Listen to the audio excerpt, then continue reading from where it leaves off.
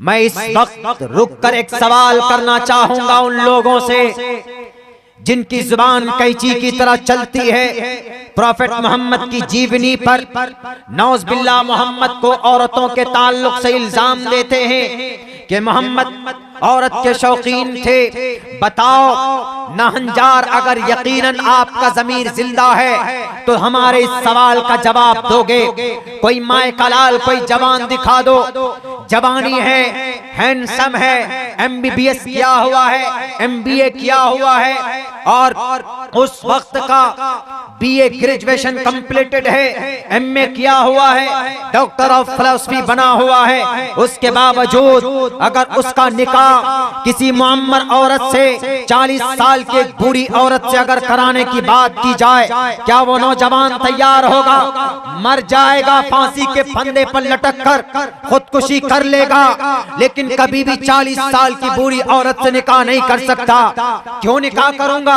I am handsome person, I am look like Salman Khan, मैं सलमान खान की तरह दिखता हूँ, मेरी पर्सनालिटी देखो, मेरी बॉडी देखो, मैं 40 साल की बूढ़ी औरत से निकाह करूंगा। मेरे सनातन धर्मी भाइयों, मेरे नेपाल के मुसलमानों, बताओ ईमानदारी से, कोई माए कलाल खड़ा नहीं होगा, आज का जवान भी खड़ा नहीं होगा किसी 40 साल की बूढ़ी औरत से निकाह करने के लिए। लेकिन ये थप्पड़ है उन लोगों पर जिनकी जुबान कैंचियों के तरह चलती है, जो अपने जाती फायदे के लिए, जो हिंदू मुसलमानों के बीच में तनाव पैदा करने के लिए इस तरह की बातें कहते हैं कि प्रॉफेट मोहम्मद औरतों के शौकीन थे। नौज बिल्लाह, अगर औरतों के शौकीन होते तो 25 साल का ये जवान 40 साल की बूढ़ी औरत से कभी निकाह न करता और 25 साल से लेकर 54 साल तक आपने कोई दूसरा निकाह नहीं किया। अगर औरत का जो शौकीन होता है, उठाओ तारीख काठमांडू की, औरत का जो शौकीन होता है, उठाओ तारीख आप विराटनगर की, स्कॉट सर्विस प्रोवाइड की जाती, इज्जतदार तवाइफ होटलों के अंदर वो अपनी रातों को सजाते हैं, लाखों रुपए खर्च करके डेली रात को और कबाब से उनकी रात मुज़य्यन की जाती है। उसको औरत का शौकीन कहा जाता है। अपने अपने बीवियों के हक हुकूक अदा नहीं करते, नई नवेली लड़कियों के पीछे पड़ते हैं, औरत को यूज एंड थ्रू समझते हैं, उसको कहा जाता है औरत का शौकीन। उनकी जिंदगी के अंदर मुअम्मर औरत नहीं होती, उनकी जिंदगी में सारी कलियां होती है और सारी कुंवारी औरतें होती है। एक मर्तबा यूज किया, पैसा मुंह में मारा, उनकी वर्जिनिटी लॉस की, उसको धकेल दिया जाता है कि तुम जाओ। उसको औरत का शौकीन कहा जाता है, मोहम्मदुर रसूलुल्लाह को नहीं। उन्होंने 25 साल की उम्र से लेकर 54 साल तक आपने कोई दूसरा निकाह नहीं किया। आप अलैहिस्सलातु वस्सलाम ने दुनिया को यह पैगाम देना था, क्योंकि अल्लाह ने मोहम्मद को अपने लिए नहीं बनाया। मोहम्मद को अल्लाह तबारक व तआला ने लक़द कान लकुम फी रसूलिल्लाहि उस्वतुन हसना ये पैगाम देना चाहा कि जवानों, अगर तुम जवान हो, किसी शादीशुदा औरत से, बेवा औरत से तुम्हारा निकाह हो जाए तो तुमको कैसे जिंदगी गुजारनी है, तुमको कुछ नहीं, कहीं नहीं भटकना होगा। तुम मोहम्मद रसूलुल्लाह की जिंदगी देखना और अम्मा खदीजतुल कुबरा की जिंदगी देखना। अल्लाह के नबी ने कितने प्यार से इस रिश्ते को निभाया है। अम्मा खदीजा ने भी निभाया और मोहम्मद रसूलुल्लाह ने भी निभाया। अब बताइए, ये पैगाम लोगों को देना था, लेकिन फिर भी कुछ लोगों के पेट में दर्द होते कि मोहम्मद रसूलुल्लाह ऐसे थे। मोहम्मद रसूलुल्लाह ने 11 शादियां क्यों की? जब ये वाकया सुनता है क्रिश्चियन राइटर, उसने कहा रुको please and stop and wait just a minute. Copy pencil लेकर आता है, लिखना शुरू करता है। उसने देखा कैसा महान इंसान हमको आज तक मिला ही नहीं। जब पूरी हिस्ट्री, पूरी इतिहास उन्होंने लिख ली मोहम्मद रसूलुल्लाह की, तो उसने ये कहा, he is the one and only, he is the one and only for the all Mankind and human beings of the world. दुनिया के तमाम इंसानों के लिए इसी इंसान की हिस्ट्री काफी थी।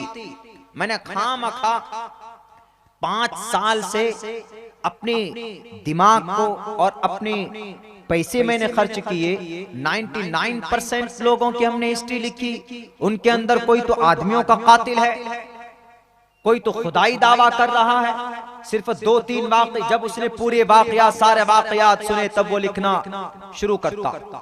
क्यों महान बने थे हमारे हिंदू भाइयों?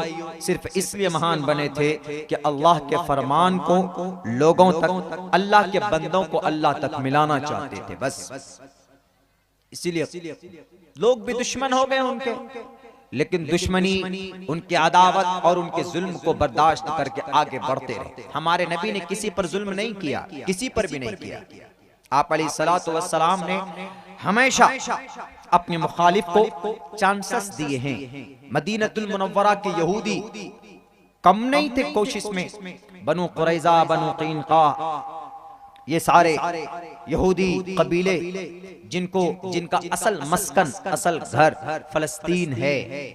फलस्तीन के करीब में यरूशलेम में यहूदी लोग क्यों इतनी मेहनत कर रहे हैं? चूंकि उनके आबाई जगह है, वो उनको कब्जा करने के लिए वो मेहनत और अंतक कोशिश कर रहे हैं। इस वक्त की सबसे मजबूत तरीन कोई कम्युनिटी है, मजबूत ताकतवर, फाइनेंशियल भी, माइंड के एतबार से भी, तो वो यही यहूदी।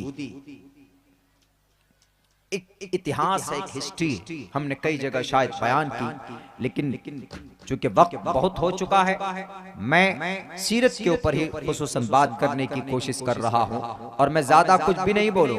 बस ये आदमी फाइनली और क्या क्या सवाल करता है देखिए, उनके सवाल और उस आदमी का जवाब।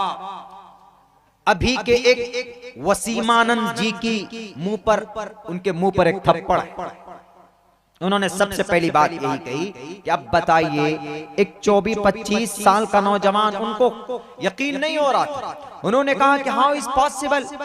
उन्होंने कहा कि सर मानना पड़ेगा आपको, वो तो इतने सीधे साधे थे कि लोग उनके दीवाने दूसरे मुल्कों में थे। नराशंस महाप्रिय, नराशंस तारीफ किए हुए आदमी, बहुत ज्यादा प्रिय मित्र होंगे, महाप्रिय मसीहज्ञ। पूरी दुनिया के लोग उनके दीवाने होंगे और हैं। हमने नहीं देखा, लेकिन जब भी नबी का नाम लिया जाता है तो दुरूद पढ़ते हैं। हमने नहीं देखा, भारत के लोगों ने नहीं देखा, नेपाल के लोगों ने नहीं देखा, लेकिन तब भी हम रेस्पेक्ट करते हैं, इज्जत करते हैं, सम्मान देते हैं। क्यों? नराशंस महाप्रिय मसीह के। वो अलग बात है कि कुछ लोग तरह तरह के ऐसे इंसिडेंट को मिला देते हैं मोहम्मद की जिंदगी के साथ कि मोहम्मद की जीवनी स्पॉइल हो जाए, बदनाम हो जाए। लेकिन नहीं, अभी हमारे उलमा जिंदा है, अभी हमारे अकाबिरीन जिंदा है। ये तुम्हारे गलत प्रोपेगेंडे को कामयाब नहीं होने देंगे।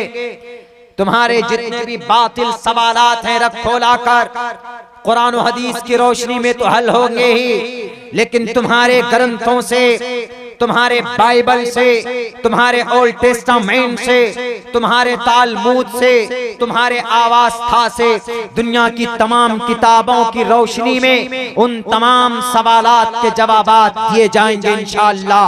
अल्लाह तबारक व तआला ने ऐसे ऐसे अफराद को पैदा किया। ऐसा नहीं कि जमाना उलमा का अब नहीं रहा, अच्छे आलिम नहीं रहे, वो फौक कुल्ली ज़ी इल्मिन अलीम। मुफ्ती सईद अहमद साहब पालनपुरी रहमतुल्लाहि अलैह नव्वरल्लाहु मरक़दहु, वो फरमाया करते थे बुखारी के दर्स में, शेख अव्वल हमारे शेख सानी अब्दुल हक साहब उस्ताद मोहतरम, वो कहते थे कि अगर कोई आदमी ये सोचे कि इमाम अबू हनीफा से बढ़कर आज किसी का इल्म नहीं हो सकता तो ये बेवकूफी है। हो सकता है, मेहनत करे, वो फौक कुल्ली ज़ी इल्मिन अलीम। इसके तहत बड़ा से बड़ा आलिम विद्वान मुजद्दिद बन सकता है आज भी। वो अलग बात है कि उनकी फजीलत को नहीं पहुंच सकता। ईमान आपका सहाबा से ज्यादा मजबूत हो सकता है, उनसे ज्यादा ईमान आपका स्ट्रॉन्ग हो सकता है, क्योंकि आप without looking the Quran, without looking the prophet, and you believe in Quran, in Hadith, in Allah, in the last day of judgement, इस पर यकीन रखते हैं तो आपका ईमान ज्यादा स्ट्रॉन्ग है। वो अलग बात है कि आप सहाबा के फजीलत को, उनके मकाम को नहीं पहुंच सकते, उनके पैरों के धूल के बराबर भी नहीं हो सकते, लेकिन ज्यादा हो सकता है। यही मैं कहता हूं कि अगर तुम्हारा ये गुमान, तुम्हारा ये ख्याल है कि हम नबी के जीवनी पर एतराज करेंगे, औरत के बारे में ये तुहमत लगा देंगे और नबी के बारे में कहेंगे कि he was a founder of Islam, वो इस्लाम के बानी और मबानी थे। नहीं मेरे हिंदू भाइयों, मोहम्मद इस्लाम के बानी नहीं थे, इस्लाम के बानी थे हजरत आदम अलैहिस्सलाम, वो इस्लाम के बानी, बल्कि वो भी बानी नहीं, बानी तो असल अल्लाह तबारक व तआला है। और हर बच्चा इस धरती पर ईश्वरीय शक्ति को कबूल करने की कैपेसिटी लेकर आता है इस धरती पर, लेकिन वो जैसे जिस माहौल में रहता है उस माहौल में ढल जाता है।